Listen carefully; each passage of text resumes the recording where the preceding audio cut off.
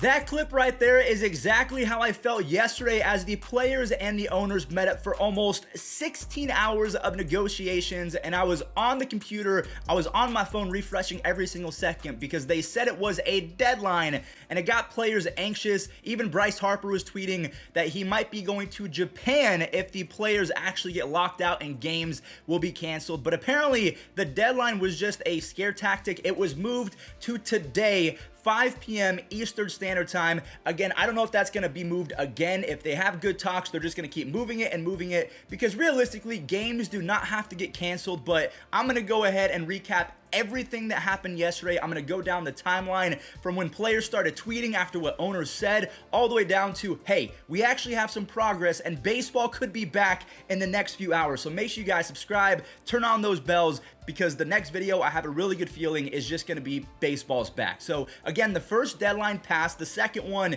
is going to be happening today at 5 p.m. Eastern Standard Time. Now let's go ahead and recap the 16-hour negotiations from yesterday. And the first thing that really happened that popped off in the community, the owners, it was stated that they were okay with missing the first month of the season. And that's because they're not really losing much by missing the first month of the season, considering weather conditions aren't always great for probably 80% of the team in March. And then going into April, it's kind of cold, it rains a lot, so attendance is not the highest unless we're talking about opening day. But after opening day, it kind of plateaus and then it goes back up over the summer. So the owners, they were okay with missing games, and then Jameson Taillon took that as a threat, and he took the serious approach. So the two teammates, Joey Gallo and Jameson Taillon, they responded to the owner's threat. Taillon with the more serious tweet, and then Joey Gallo with the jokes. He tweeted, I'm new here, and then he tagged LinkedIn. LinkedIn is a place where you can get recruited to different jobs. He was making the joke that he was going to be unemployed,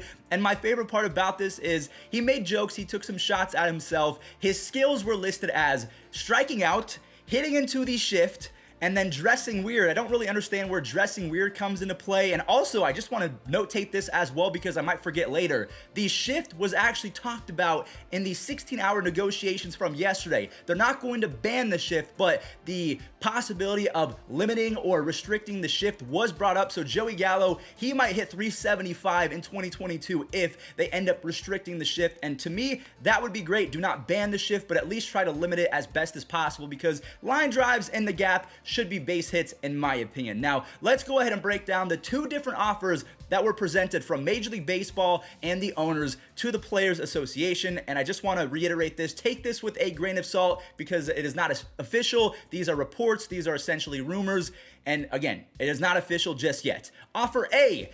Major League Baseball offered a $675,000 league minimum, which would be $100,000 more than previous years. They would also offer a $25 million pre-arbitration bonus pool for the top 30 players based off either Baseball Reference WAR, or I'm pretty sure it's going to be Fangraphs WAR. There would be a $220 million CBT with, this is the most important part, $220 million is not where the players want them to be, but the lesser penalties actually does the Players Association a huge solid. And by the end of 2026, the CBT would be up to $230 million. And all of this kind of culminates to the owners will give them this offer if they get a 12-team playoff. So if they have a 12-team playoffs, they're going to get less in pre-arbitration bonus pool money. Because if we go to offer B, this is where they up the league minimum. This is where they up the pre-arbitration bonus pool, but they want a 14-team postseason in return. So it would be $700,000 as a minimum,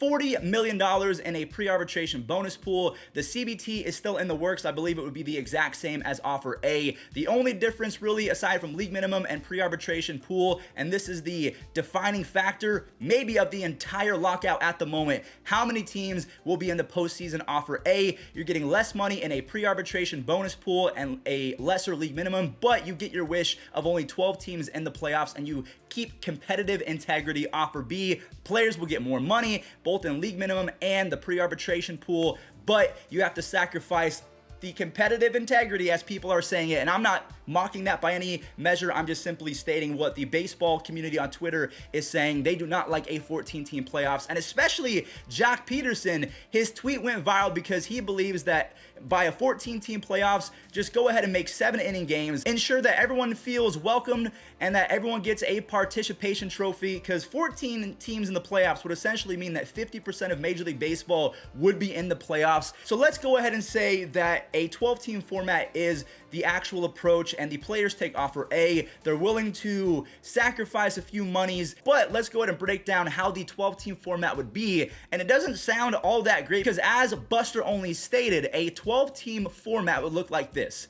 You have the 2 top teams in each league, so 2 teams from the NL, 2 teams from the AL, getting a first round bye, and then the other 8 teams will duke it out in a best of 3 series. So one side is saying that it incentivizes a team to keep playing well, aka the 2021 Chicago White Sox, even though they're in a bad division. So the White Sox, they pretty much had it wrapped up after the All-Star break, and they kind of coasted to a division win. The other side is saying, A, that it makes divisional races pretty much meaningless and less appealing, because if you win the division, it might not get you a bye. And the example that I can provide is a year ago, back in 2021, the Dodgers and the Giants, they were the top 2 teams in the NL. So by this format, they would get byes into the playoffs, even though 2 other teams, we're talking about the NL Central and the NL East, they won their divisions, but they will not be given a bye. They will have to compete in a wild card series, and to me, that is a little bit weird. So let me know in the comment section down below, what do you make of this 12-team format? What do you make of division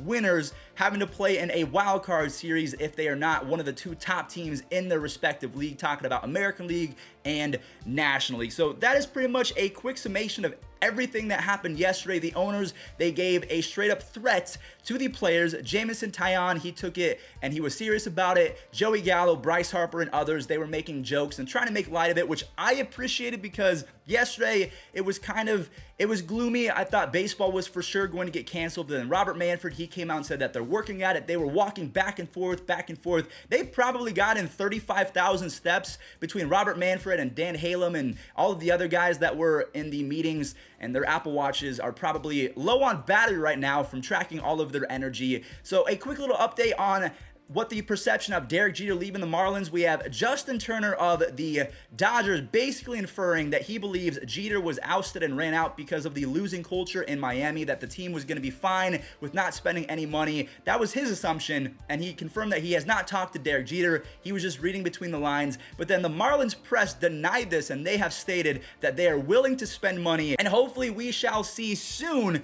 because by all of the things that I'm seeing, baseball is going to come back today. I could be getting ahead of myself. I could be hyperbolic because of all of the things that I have seen on Twitter, but I'm sensing a shift in energy. I can't believe that I'm even saying that, but the vibes around the meetings are a whole lot more positive today as opposed to how it started yesterday. And I just cannot wait for baseball to be back. Now, if you do want to be part of the live streams, we had a banger of a live stream yesterday. 40,000 people showed up in an hour, which is insane. We raised $500 for charity. I will be live streaming on my second channel way more often. The channel is called More Fuzzy, so make sure you guys head over there. But that is the timeline. We're going to cross our fingers, cross my toes and eyes that we have luck on our side today, because if baseball is back, the channel is about to go crazy with Carlos Correa going to the Cubs or the Yankees, or trades happening every single day. I cannot wait. It is going to be Christmas coming early for 2022. Thank you guys for watching. Stay safe out there, and I hope to see you later today.